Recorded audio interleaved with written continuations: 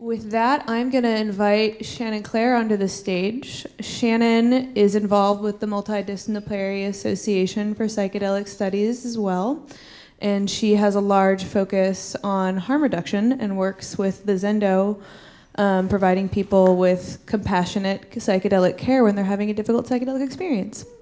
With that, I'm going to hand it over to Shannon.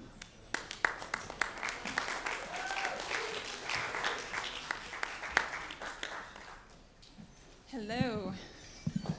I'm not the best with mics because I like to move, so if I step away, I'll just hold it. Post-lunch Saturday. How you feeling? So I'm just gonna have us take a moment to get settled in here, and whether you want to close your eyes or just still your body a little bit, check in to see if there's anything you can give yourself while in your seat that would help you embrace this moment a little bit more. Maybe a belly rub, maybe a head scratch, maybe scratch your neighbor's head. Scratch all your neighbors. All right, well, my name is Shannon Clare. I work with MAPS. I've been with MAPS since 2011.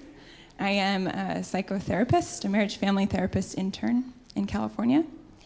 I've worn several different hats at MAPS, as most people with MAPS have. I worked in administration. I'm a co-therapist in our new study in Marin, California, where we do MDMA-assisted psychotherapy for end-of-life anxiety for people who have terminal illness. And I also work with the Zendo. So the Zendo, how many of you have heard of it? Raise your hand. Lots, and some not. The Zendo is psychedelic harm reduction, and it's a place, and it's also an action, and it's also a group of people. So what is harm reduction?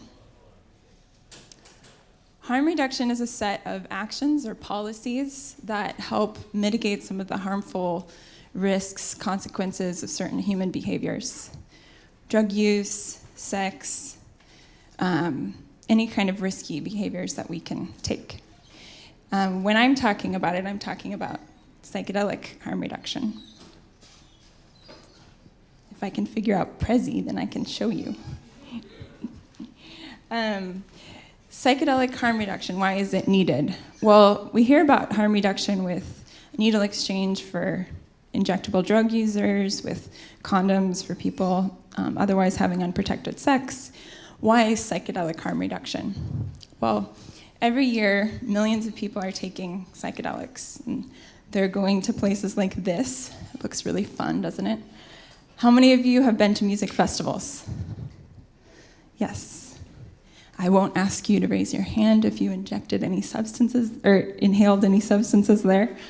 But yes, millions of people are, and not just at music festivals too. My talk is music festivals and beyond.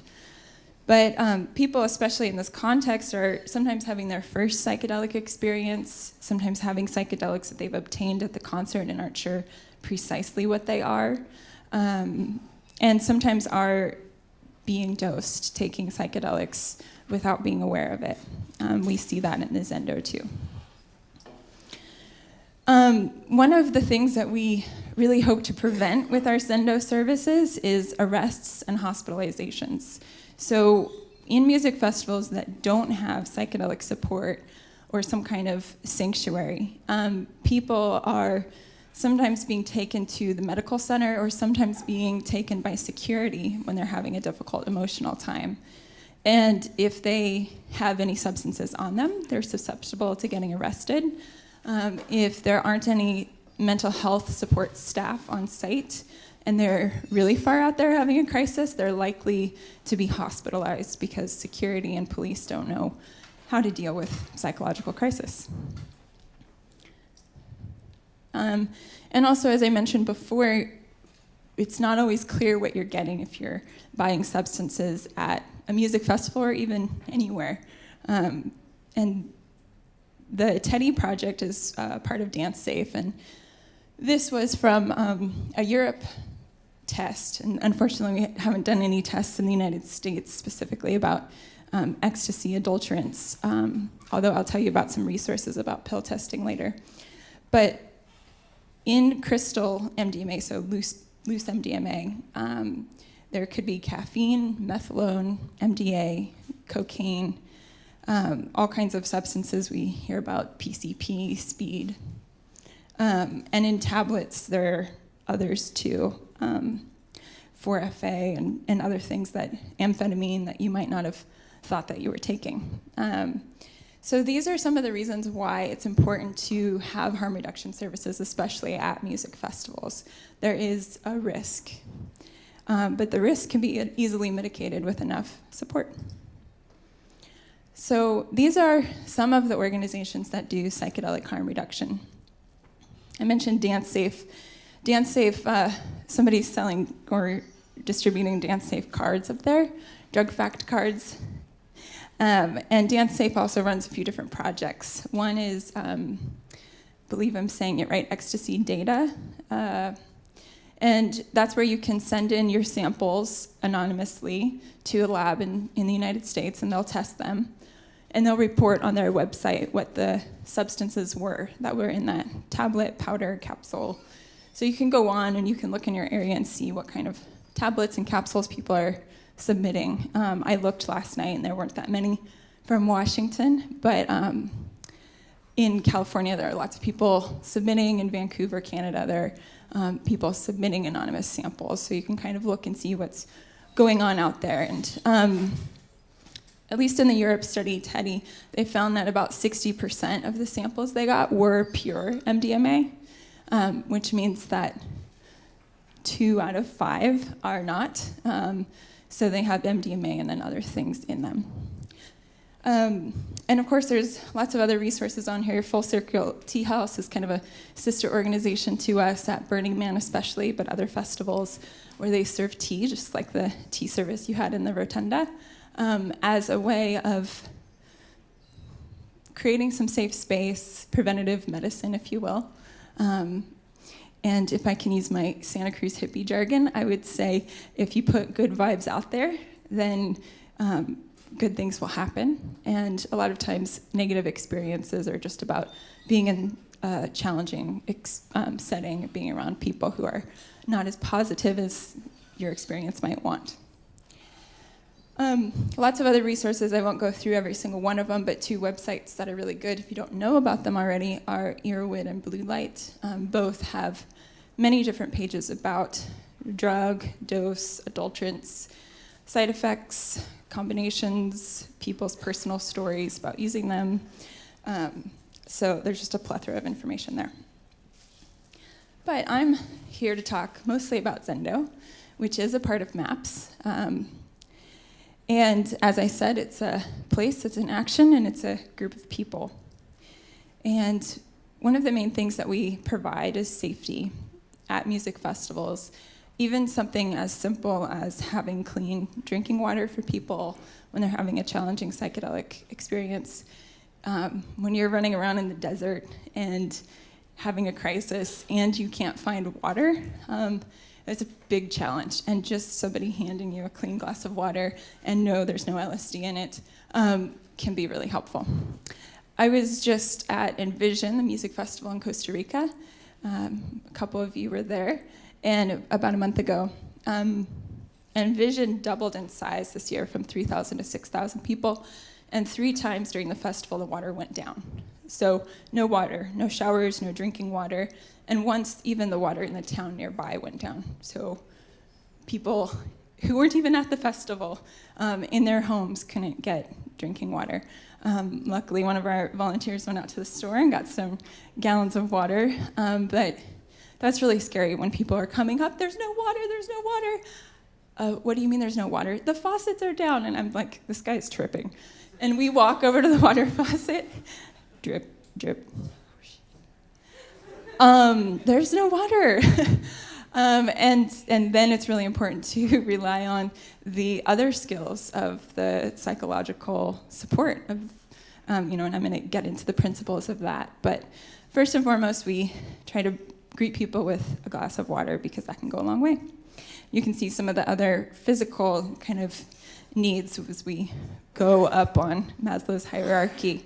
When people are in a safe place that has shade, and they have water, and they have a snack if they need it, and they have a blanket if they're cold, then they're more receptive to actually having a conversation or being alone in silence.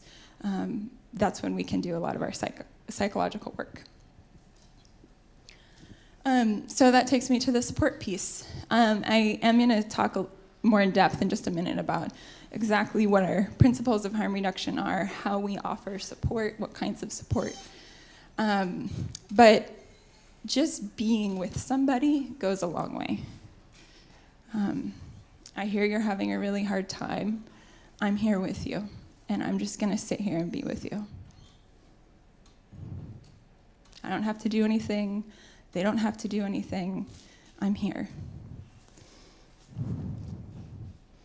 And then the third thing that the Zendo focuses on is education. So at every music festival, we offer a training, not only for our volunteers, but for anybody at the festival who wants to attend. And in that training, you'll get a brief taste of it in just a minute. We talk about the 4 principles of harm reduction. We talk about what to do when we need to escalate, when we need to contact a medical provider, when we need to contact security. And so this training is valuable in many different ways. It trains community members how to be better role models of harm reduction in their own community, whether it's at their camp at a festival or whether it's back home, whether it's here at Evergreen. It trains our volunteers, obviously, to be able to provide the services during the festival and at other festivals. But also it just puts out a body of knowledge so that people, and especially mental health professionals like myself, are aware of how to work with psychedelic experiences. Because even when you go to a cool school like Evergreen, or I went to CIIS or UC Santa Cruz, you don't get taught how to work with psychedelic experiences. So this knowledge is really important. The whole principle of harm reduction is just saying no doesn't work. People are going to do what they're going to do. So are you going to say, well, you better stop doing that?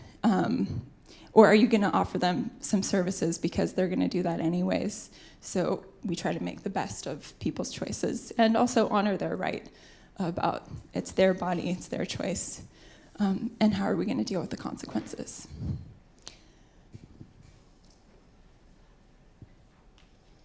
So the 4 principles of psychedelic harm reduction. The first one is creating a safe space, and I talked a little bit about it in the physical sense, providing clean water, shelter, blankets. What I want to just take some answers from you guys. What things make you feel safe? What things might make you feel safe here, for example? What do you think? Warmth. Shelter. Lack of law enforcement. Companionship. Lack of law enforcement. I'll talk about that for a second, and then you can brainstorm more ideas, because I'm going to ask you for some more. In Zendo, we do not have law enforcement come in, into our space. We cannot ever guarantee to somebody that we're sitting with that there are no law enforcement in there, because how do I know if there's not somebody undercover? And I don't want to give a false pretense. But what we do, and what I can say to somebody I'm sitting with, is we do not invite in law enforcement knowingly. If there's an issue where we have to dialogue with law enforcement, I will step outside of the Zendo and dialogue with them so that people can have a relative amount of safety inside. Some festivals, like Envision, we have an agreement with the festival. Actually, the festival has an agreement with law enforcement.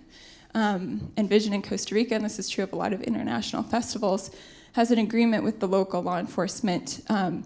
You can only come in if we invite you in. So the festival has provided enough security to deal with all the kinds of issues that happen at festivals. And if it needs to be escalated, then they call in the law enforcement, which is very similar to how we are with the Zendo. If we need to escalate a situation, we don't call law enforcement. We call the festival security. Somebody's violent, they're making the safe, fun space, the yes, the space unsafe. No matter what kind of harm reduction principles we're offering, it's not supporting them. We remove them from the Zendo. They're harming me. They're harming other sitters. Okay, I might have to escalate this, contact security from the festival. And then hopefully that security can deal with it within the festival, and it doesn't have to go out to law enforcement. So yeah, that's one safety. Other things that make you feel safe. Unconditional human regard. Unconditional human regard. Wow, we have our jobs cut out for us. And I'll talk about that more in one of the other principles. Other things. Lack of judgment, yep. Being non-judgmental. So you just used 10 doses of LSD, and then you took a couple grams of psilocybin, and then you took some MDMA, and then you snorted a couple lines of coke. Okay, wow. And I can ask questions, but you really shouldn't have done that. What did I just do? I just shut you off. You're lost to me. And so asking questions is a good way of being non-judgmental. And I can be honest, too. Wow, in my book, that's a lot of substances. Wait, is that a lot for you, or is that kind of normal? Kind of checking in. Empathy, yeah. Trusting that there's time for all the things that take place, and you still have to go back to whatever you have to do afterwards. There's time, like. Time to let it all take place. Yeah, I'm going to elaborate a little bit on that, but I might not feel safe in a conversation with you if you're like, yeah, okay, yeah, tell me about your day. Okay, yeah. But if I say, I'd really like to hear about your day, I have a minute or two, in the Zendo we have lots of time, but, talking socially, that might feel more safe. Any other last ideas?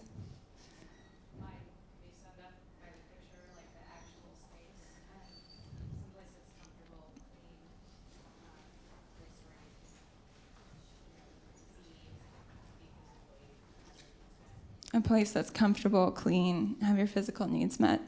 Aesthetics go a long way. We talk about set and setting. Set being the physical area around you. What does it look like? What's the temperature? What kind of resources are there? Are there lots of people? Is it loud?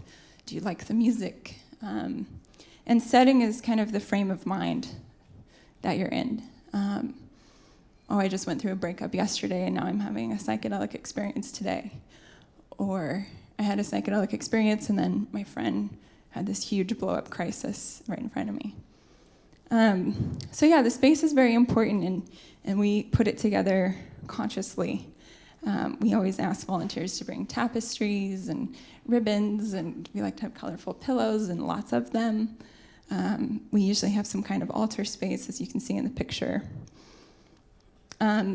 And you can kind of notice the change in somebody when they step in. A lot of people, whoa, yeah.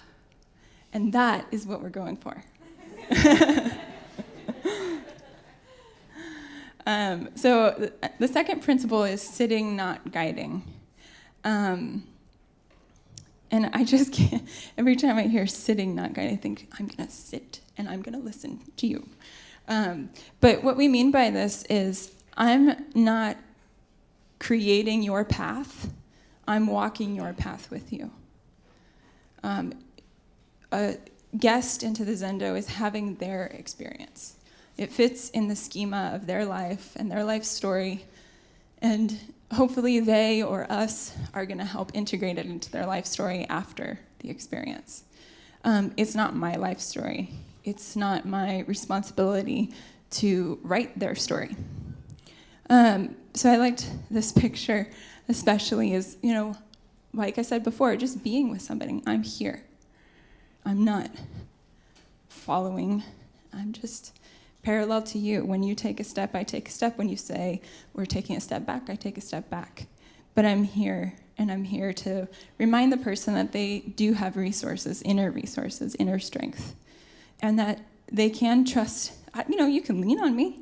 Yeah, lean on me. I'm not going to run away. I'm not going to force you to go somewhere you don't want to go.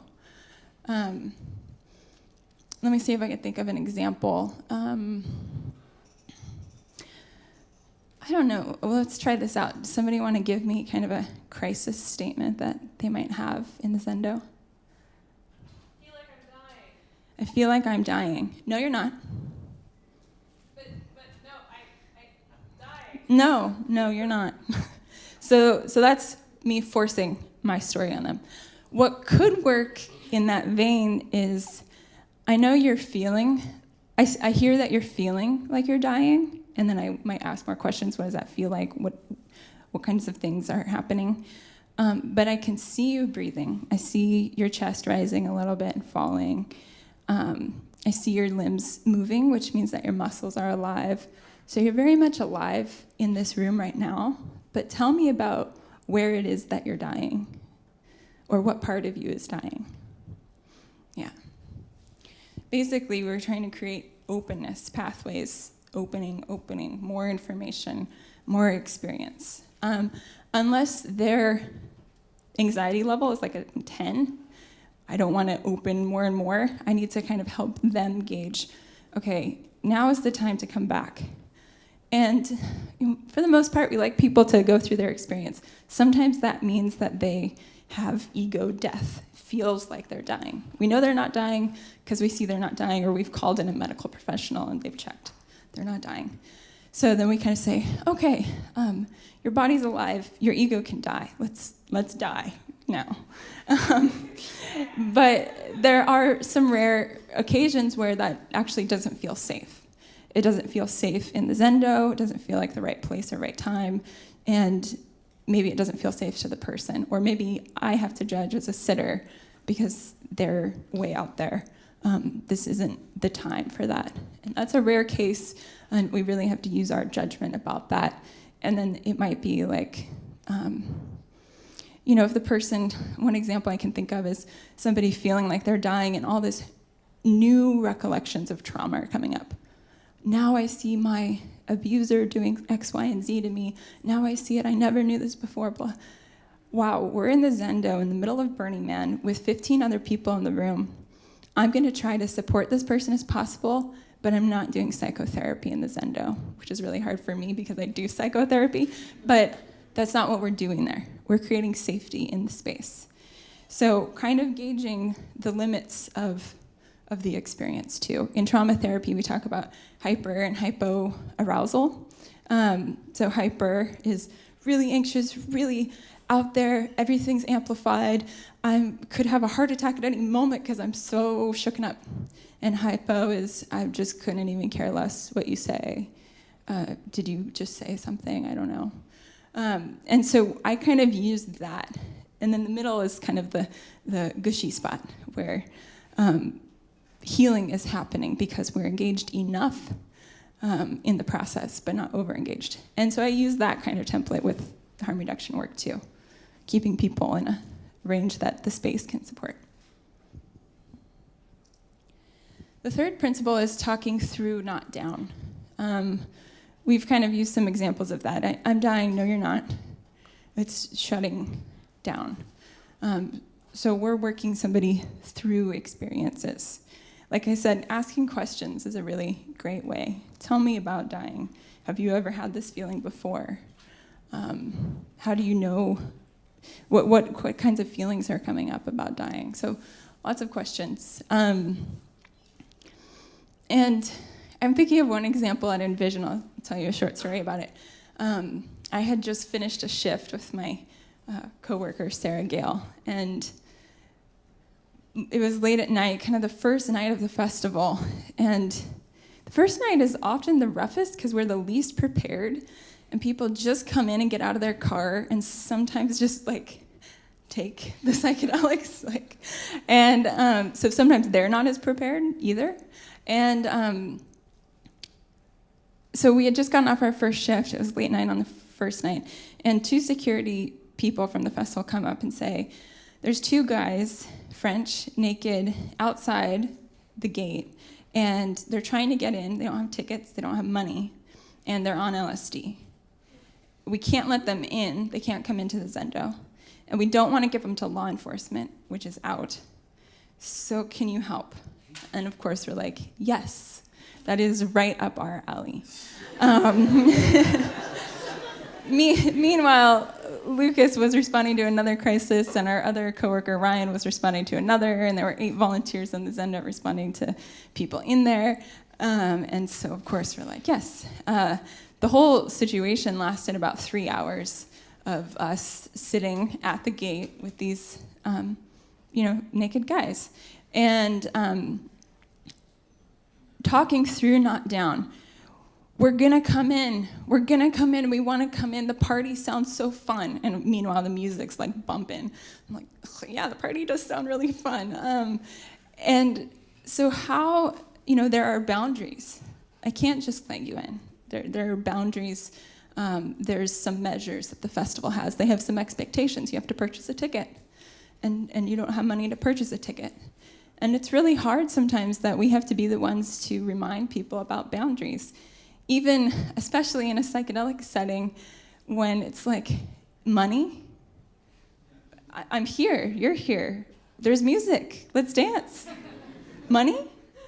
And I know, that sucks.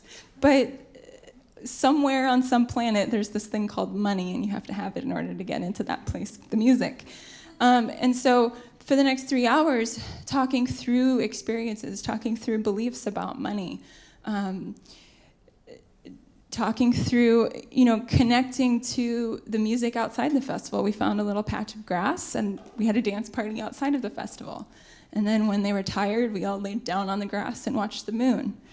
And just talking through the experience, and sometimes, especially with LSD, I've found it's just a matter of being there for the few hours, usually, hours 1 to 3 or 2 to 5, and providing some stability and some calm, and just, I kind of picture it as like injecting positive thoughts. And we have this kind of practice where, really simple, somebody's in their process, and especially if they're not verbal or not making sense, this can be a really helpful practice, is just choose something positive that you might want to think or do, and make it a verb with an ing. So, breathing. I'm just sitting there, they're having their process, maybe they're not speaking, maybe they're talking something I don't understand, and they're getting worked up, and I want to remind them about their body and breath, instead of saying, you have this body, and let's breathe, let's practice breathing, inhale, exhale. That's a lot to follow when, you're on another planet. So just breathing. And somewhere in the subconscious that will get through. And it's just like the body knows how to breathe. It will breathe naturally. And that reminder is enough to encourage it along. Relaxing. Oh, look at that moon. I love that moon. Sometimes I make up stories like my mom used to tell me, bedtime stories. And just say bedtime stories about the moon, and we can travel there someday. I wonder if it's cold on the moon. What would we wear? What kind of music would we listen to if we were there? Just, joining them in their experience. And all of that has to relate to talking through. And the fourth principle, difficult is not the same as bad. We've all heard of a bad trip. But we can consider them difficulties. I like to say challenges. It's my ambitiousness that likes the word challenge, because I like to overcome things. And even that can be a detriment too. An experience isn't necessarily something to overcome. We are having experiences. Experiences are having us. We have some say in it. I kind of picture it like sometimes in driver's training, there's the driver with the steering wheel, and then there's the other guy with the steering wheel. I never knew how that worked. And they both have brakes. They might both have gas too. And I kind of picture us like that in our worlds. I have one seat, and the ruler of the universe, or my psyche, or God, or whoever is in that seat is in that seat.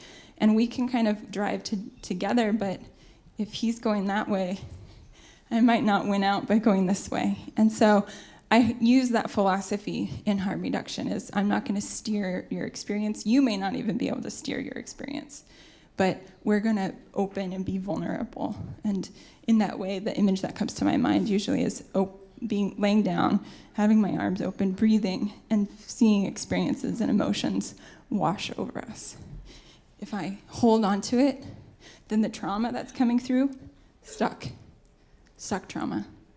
If I breathe and open, it's really scary, moving trauma. So that's why we use the ing, moving, not stuck.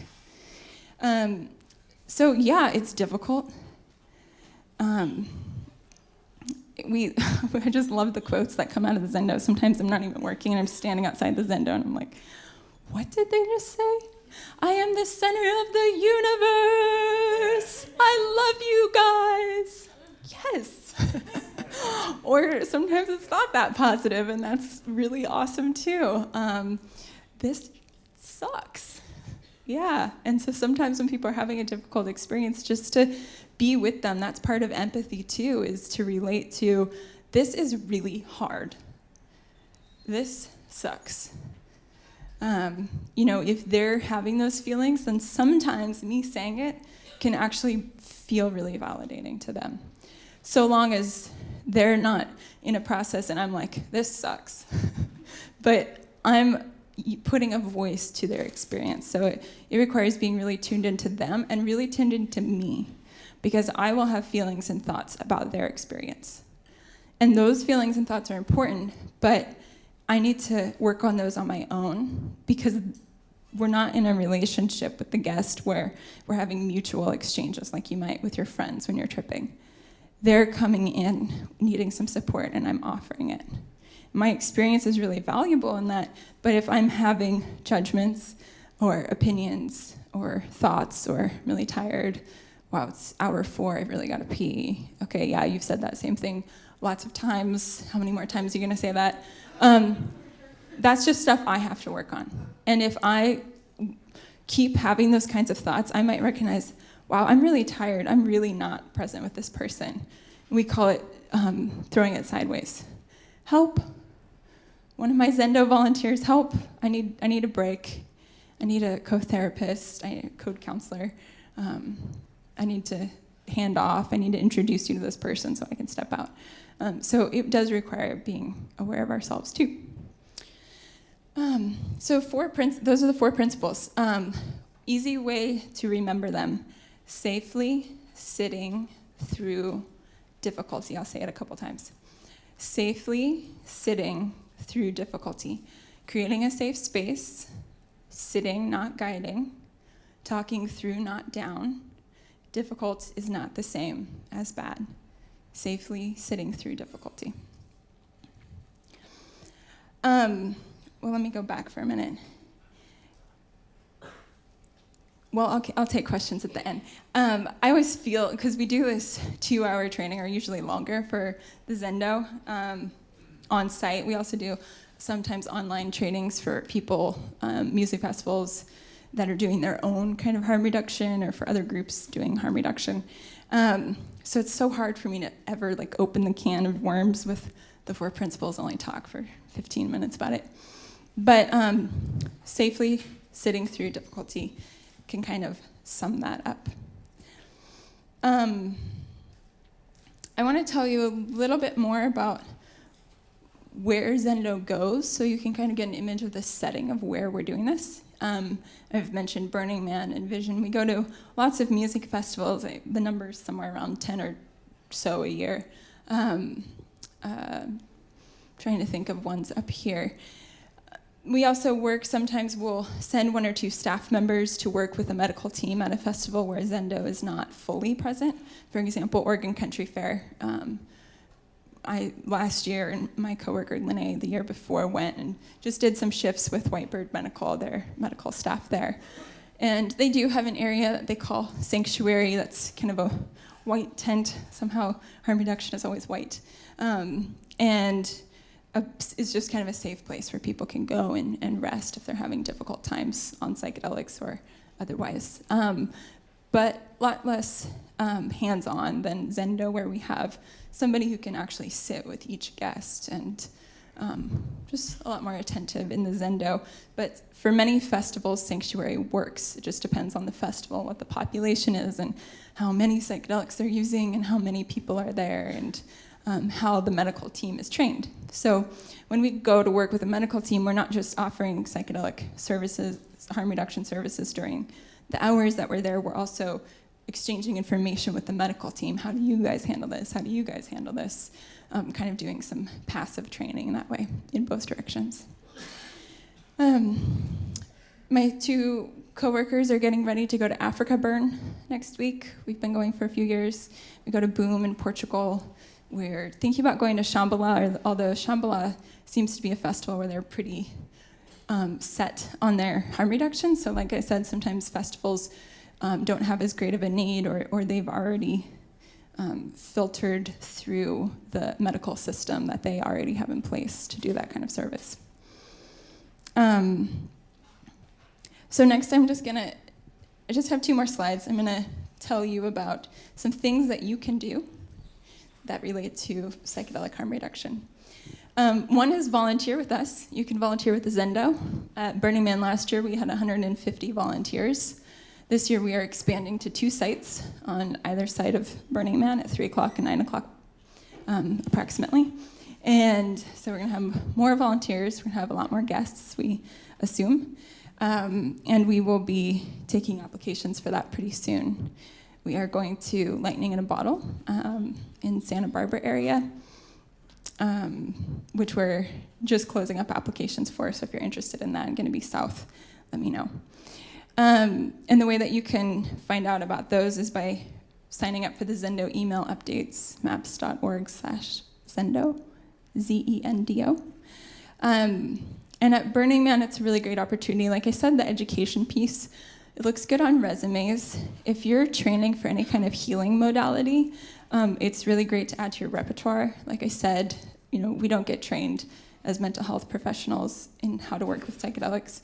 So this is a good preliminary way to get some information by attending a festival with us and getting hands-on experience.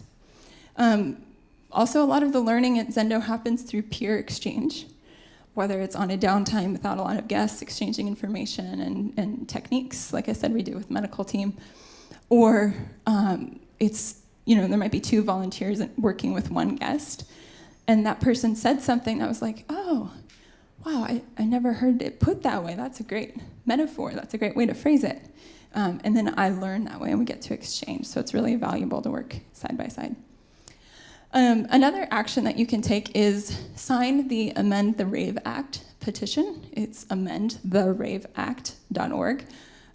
This was put together by the mother of a young lady who passed away at a music festival, I believe it was a music festival, who had taken Molly, so whatever was in there with MDMA, and she died. And so her mom has been really active and has created this petition so that right now it's illegal for raves, for clubs, to put on AC to lower temperatures and sometimes to provide drinking water in certain ways that they administer it, because that's seen as promoting the use of drugs at their club. We think that's ridiculous because the outcome of that is that people die from heat stroke or dehydration, which is obviously much worse. So what she's doing is, getting a petition so that clubs can lower the temperature a little bit and provide some water. Seems basic, doesn't it? There's lots of things that you can do beyond these. One, though, I like to say is living the 4 principles. Harm reduction isn't just, like I said, a place. It's an action. It's a way of being. And we can role model that. We can do it for ourselves. We can role model it for others. We can do it at music festivals. We can do it at home. We can do it at parties. You can do it here at Evergreen. And just even not on psychedelic experiences, I would love for all of my friends to talk through things with me and not down to me. I would love for all of my friends to sit beside me instead of pulling me along. And my family, I'd love for that too. So what we can do is we can live these 4 principles. And what are they? The short version? Safely sitting through difficulty. Thank you. Yeah, you guys are good. Okay, and my last slide, I just want to give you some resources. There are so many resources out there about psychedelic medicine, as you've heard today, about, I overheard that Natalie was speaking about, plant medicines and the spirit realm, but these are specifically about psychedelic harm reduction. I'm just going to flip through them real quickly. What just came out a couple months ago, the Manual of Psychedelic Support, MOPS. I like to think MOPS, they're cleaning up your psyche. The Manual of Psychedelic Support was put together by like 50 plus authors, including several people at MAPS. And it goes through all the details about psychedelic harm reduction services at festivals. Spiritual Emergency, great book by Groff. It's not a psychedelic crisis. It's not necessarily a psychiatric illness. It's a spiritual emergency. It's all in the way that you phrase things. Stan Groff's holotropic breathwork happens in Seattle. There might be some workshops in Olympia. It happens all over the place. In fact, Rick was just in Israel with Stan Groff. Great way to gain experience with working with the non-ordinary state of consciousness. Several of our volunteers have gotten NOLS, Wilderness First Responder. It is a hardcore way to learn how to do medicine in the backcountry, which can be really helpful at places like Boom and Burning Man and even Envision. The Psychedelic Explorer's Guide talks about intentional use of psychedelics, preventative medicine. Ecstasy was mentioned earlier by Julie Holland. It is a big fat book, everything you would want to know about ecstasy. And then some other practices, somatic experiencing and Hakomi, just ways of working with trauma, especially for people pursuing the healing fields. And that's my talk.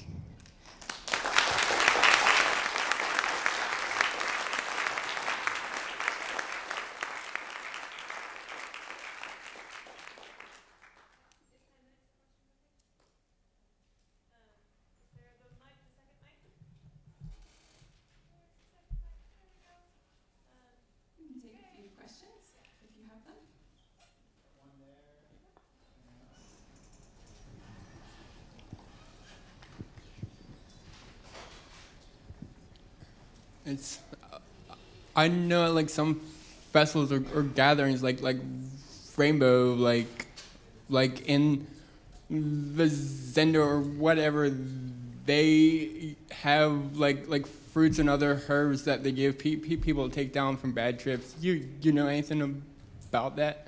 Difficult trips. There are a couple other people here who know a lot about that. But we don't give people in the Zendo, the limit of what we give people to consume in the Zendo is basically water, electrolytes, and some kind of snacks. Because we don't cross into the realm of providing medical care per se, although we usually do have a medical person on staff at any given time, especially at the larger festivals, but we aren't administering that because that gets into murky territory about what did you give them, how does that counteract with what they've already consumed, other prescription drugs they're on. I personally went to rainbow gatherings for a really long time before I ever agreed to go to Burning Man, and I like the way that Rainbow deals with community and crisis. It's very community-centric. People run towards crisis and not away because they view that everybody has a support to offer. And they have kind of an integrated medical support system called CALM with an awesome guy named Seven Song who does their herbal stuff. And he is a professional with herbs, so I would totally trust him to give me herbs, but I wouldn't trust myself to give somebody herbs and supplements at Burning Man, though I do tell them about things like 5-HTP to recover from MDMA and other things like that.